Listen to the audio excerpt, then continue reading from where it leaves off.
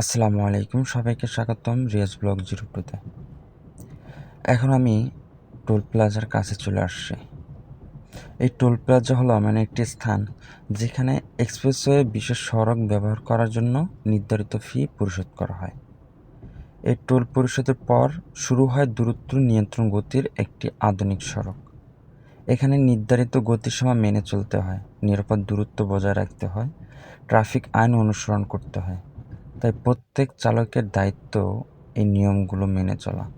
চলুন নিরাপদ ড্রাইভিংয়ের সঙ্গে উপভোগ করি আজকের এই সুন্দর যাত্রা। ধন্যবাদ।